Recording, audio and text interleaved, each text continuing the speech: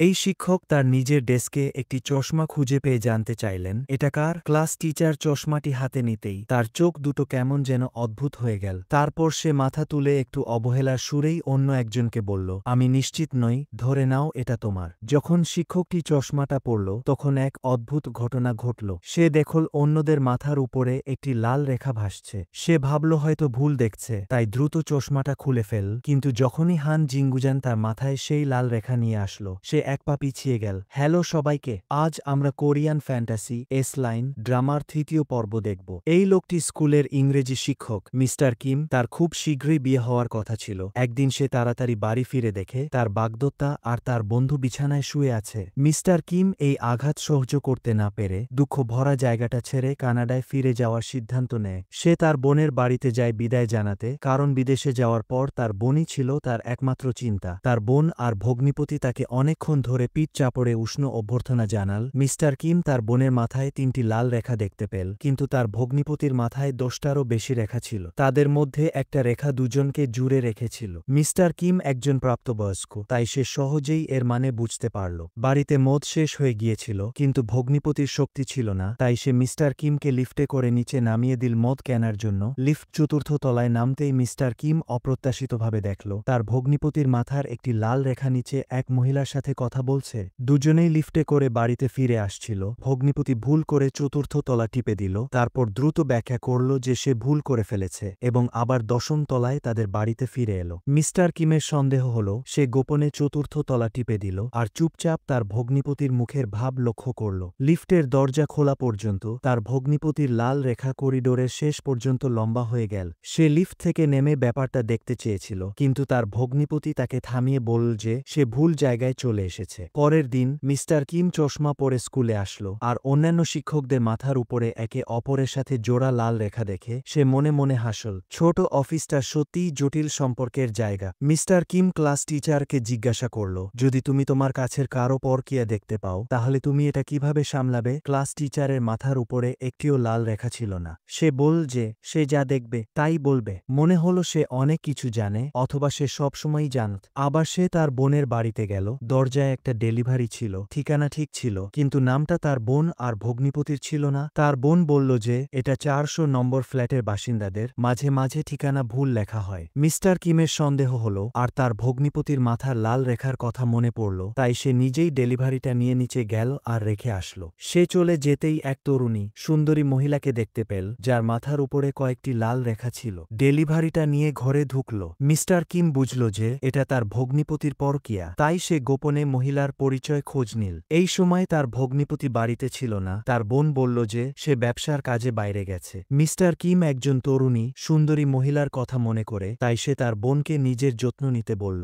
যাই হোক, তার ভগ্নিপতি এত ধনী, তার মানে সে চায় না যে অন্য কেউ তার বাড়ি চুরি করুক। মিস্টার কিমের বাগদত্তা পরকীয়া করেছিল, তার বাবাও পরকীয়া করেছিল, পুরো পরিবার। তাই সে এই ধরনের বাজে পুরুষদের ঘৃণা করে আর তার বোনকে সাহায্য করার সিদ্ধান্ত নেয়। তাই সে গোপনে তার ভগ্নিপতিকে অনুসরণ করল আর দেখল যে তার তথাকথিত ব্যবসার কাজ আসলে একটি নির্দিষ্ট মহিলার সাথে হোটেলে গোপনে দেখা করা। তাই সে গোপনে তার ভগ্নিপতিকে ফোন করল, কিন্তু তার ভগ্নিপতি তার চোখ ঠিক করে কথা বলল। হোটেলের ফ্লোরে ঢুকেই করিডোরে অনেক জটিল লাল রেখা ভাসছিল, যা দেখাচ্ছিল আধুনিক মানুষের পুরুষ মহিলা সম্পর্ক কতটা বিশৃঙ্খলাপূর্ণ। মিস্টার কিম ঘটনাস্থলেই তাকে ধরে ফেলল। তার ভগ্নিপতি খুব চিন্তিত হয়ে তাকে তার বোনকে কিছু না বলতে বলল। এটি তার কোনো লাভ হবে না, সে এখানেই সব শেষ করে দেবে। মিস্টার কিম তাকে বিশ্বাস করার সিদ্ধান্ত নিল। তার বিদেশে যাওয়ার দিন মিস্টার কিম দেখল যে 401 নম্বর ফ্ল্যাটের মহিলা তার গর্ভবতী হওয়ার ছবি পোস্ট করেছে। সে দ্রুত ট্যাক্সি ঘুরিয়ে দিল আর বাড়িতে ফিরে এসে এক ভয়ঙ্কর দৃশ্য দেখল। তার বোন 401 নম্বর ফ্ল্যাটের মহিলার গাড়িকে পাগলের মতো ধাক্কা দিচ্ছে। মিস্টার কিম দ্রুত তার বোনকে থামিয়ে বলল যে সে সব সমাধান করবে, কিন্তু এরপর যা ঘটল তা তাকে হতবাক করে দিল।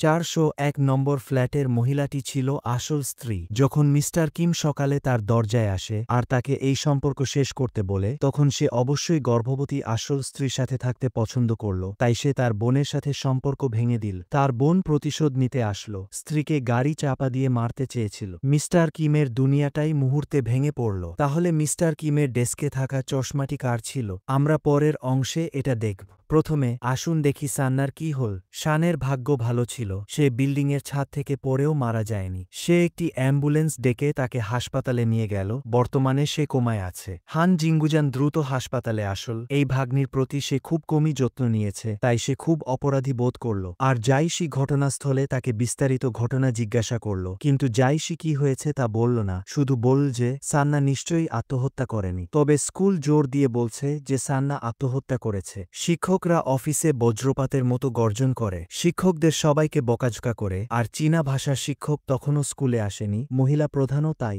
জাইশি ছাদে বসে চিন্তা করছে। জিয়াও ঝ্যান নামের একটি মেয়ে হঠাৎ করে এসে তাকে জড়িয়ে ধরল। সে বলল যে সান্না আগে সবসময় বাদ পড়ত, কিন্তু সম্প্রতি সে অন্যরকম হয়ে গেছে, অনেক বন্ধু তৈরি করেছে, আর সবচেয়ে সম্ভাব্য অপরাধী একজন পরিচিত মানুষ।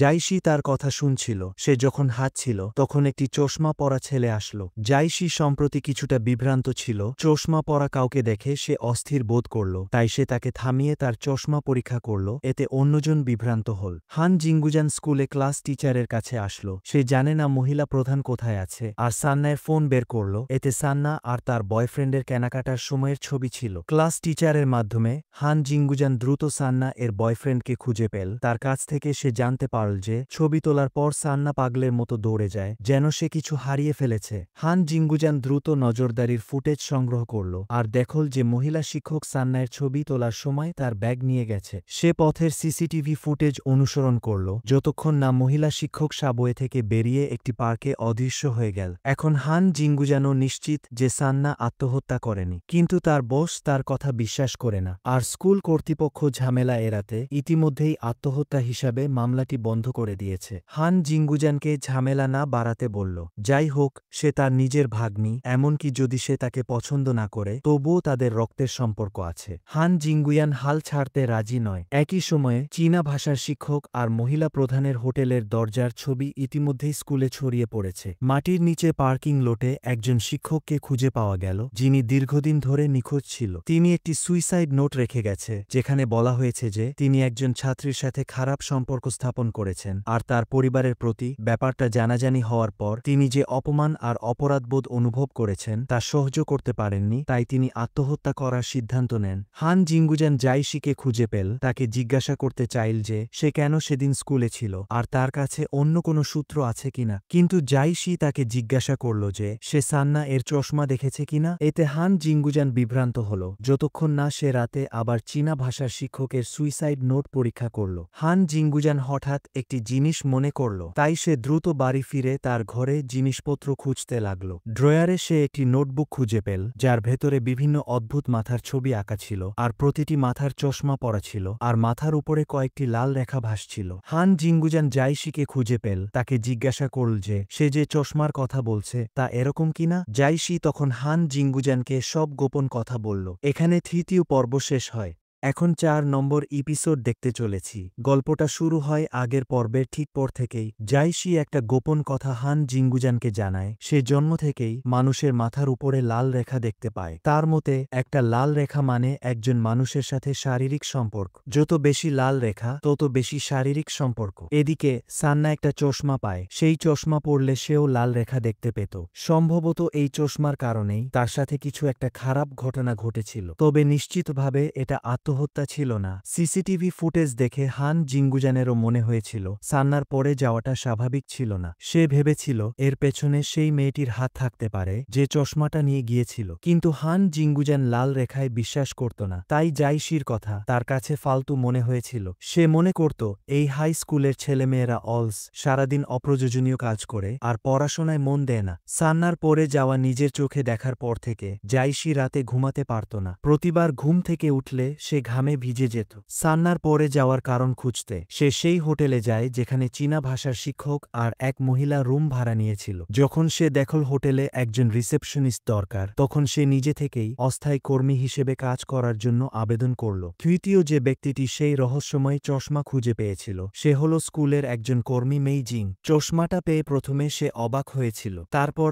আনন্দে ভরে গিয়েছিল। এই সমাজে অনেক মানুষ আছে যারা মানসিকভাবে খুব একা, তাদের বলার মতো কোনো অর্জন বা গল্প থাকে না, তাই তারা অন্যের জীবনকে মানসিকভাবে উপভোগ করে। যেমন খাওয়ার সময় খাবারের ভিডিও দেখা, এটা তাদের শূন্য মনকে ভরিয়ে তোলে। এ কারণেই এখন এত বেশি উন্মাদনা দেখা যায়। মেই জিং এমনই একজন, সে সাধারণত লাজুক প্রকৃতির, বোর্ড কোনো কাজ করতে পারে না, এমনকি ছোট কাজও ভালোভাবে করে না। স্কুলে তাকে কেউ তেমন খেয়াল করত না এবং প্রায়ই সে তার বসের সমালোচনা শুনত। মেই জিংয়ের এক গোপন প্রেমিকা ছিল, সে ছিল একজন সুদর্শন সঙ্গীত শিক্ষক। একবার মেই জিংয়ের কাগজপত্র পড়ে গিয়েছিল আর সঙ্গীত শিক্ষক তাকে সেগুলো তুলে নিতে সাহায্য করেছিল। তিনি তাকে একটু খেয়াল করেছিল আর মেই জিং গোপনে তার প্রেমে পড়ে গিয়েছিল। সপ্তাহান্তে মেই জিং সুন্দর পোশাক পরত, গোলাপি রঙের একটা নকল চুল পরত এবং হোটেলে এসে একই রুম ভাড়া নিত। মজার ব্যাপার হলো এই হোটেলের নাম ছিল মেই জিং হোটেল, আর এটা সেই হোটেল যেখানে জাইশি কাজ করত। জাইশির বন্ধু জিয়াও জেন মাঝে মাঝে জাইশির সাথে দেখা করতে এখানে আসত এবং মেই জিংকে চিনতে পারত। মেই জিং রুমে ঢুকে জুতো খুলে বিছানায় শুজে নিজের সাথে কথা বলতে শুরু করে। সে বলছিল সে অনেক পুরুষের সাথে সম্পর্ক করেছে, কিন্তু সঙ্গীত শিক্ষকের আসার পর তার মনে হলো যে অচেনা মানুষের সাথে সম্পর্ক করে তার শূন্য মন আর ভরে উঠছে না। তবে অদ্ভুত ব্যাপার হলো তার মাথায় সব সময় শুধু একটা লাল রেখা ছিল, যার অর্থ তার একজনই প্রেমিক। সে এমন কাউকে খুঁজছিল যে একা এসেছিল, কিন্তু তার ইগলের মতো চোখ ছিল না, মানে সে লাল রেখা দেখতে পেত না। একদিন মেই জিং করিডোরে গান শুনতে পায়, সে তার সাথে কথা বলতে শুরু করে। সে অবাক হয়ে দেখে সঙ্গীত শিক্ষক তার নাম মনে রেখেছে, এমনকি সে যে অভিনেত্রী হতে চায় সেটাও অনুমান করতে পেরেছিল। এতে মেই জিং খুব খুশি হয়, বিশেষ করে যখন সে দেখল যে সঙ্গীত শিক্ষকের মাথায় শুধু একটা লাল রেখা আছে, যেন সেটা তার নিজেরই প্রতিচ্ছবি। সপ্তাহান্তে মেই জিং আবার হোটেলে আসে আর একই রুম ভাড়া নেয়। সে অদ্ভুত কথা বলতে বলতে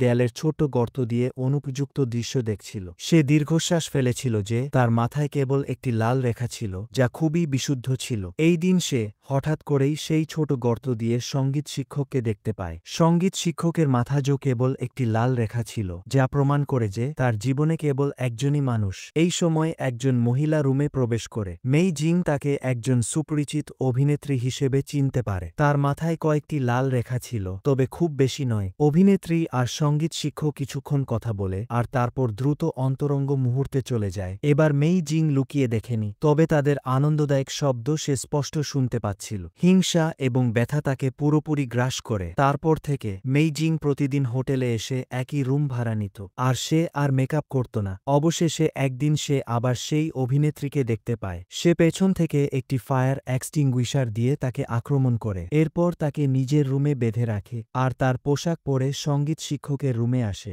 মেই জিং প্রথমে সেই পরিচিত সংলাপটি বলে, আমি অনেক পুরুষের সাথে সম্পর্ক স্থাপন করেছি, কিন্তু আপনার আসার পর কেবল সেই অপরিচিতদের সাথে সম্পর্ক স্থাপন আমার হৃদয়ের শূন্যতা পূরণ করতে পারে না। সঙ্গীত শিক্ষক স্বাভাবিকভাবেই ভেবেছিল সে পাগল হয়ে গেছে আর তাকে ধাক্কা দিয়ে সরিয়ে দিয়ে চলে যেতে চেয়েছিল, কিন্তু মেই জিং তার হাতে থাকা স্টেপলারটি তার দিকে ছুড়ে মারে। সঙ্গীত শিক্ষকের মাথা ঘুরতে শুরু করে। আসলে মেই জিং পানিতে ঘুমের ওষুধ মিশিয়েছিল। মেই জিং তার প্রিয়জনকে জড়িয়ে ধরে আদর করে আর কিস করে, কিন্তু শীঘ্রই সে সিলিংয়ের আয়নায় দেখতে পায় যে সঙ্গীত শিক্ষকের মাথার পেছন থেকে রক্ত বের হচ্ছে আর বিছানার চাদর লাল হয়ে গেছে। একটা স্টেপলারের আঘাতে এই কাণ্ড। সে বাথটাবে বসে স্টেপলার দিয়ে বারবার নিজেকে আঘাত করে। রক্তে পুরো বাথটাব লাল হয়ে যায়। অবশেষে সে মারা যায়। জাইশি উপরে পরিষ্কার করতে যায়। অভিনেত্রী সংগ্রাম করে দরজা ভেঙে বেরিয়ে আসে। তার কথা শুনে জাইশি দ্রুত সঙ্গীত শিক্ষকের রুম খোলে, কিন্তু সেখানে কেবল দুটি ঠান্ডা মৃতদেহ দেখতে পায়। জাইশি ভয়ে পেয়ে যায় আর দ্রুত পুলিশকে ফোন করে।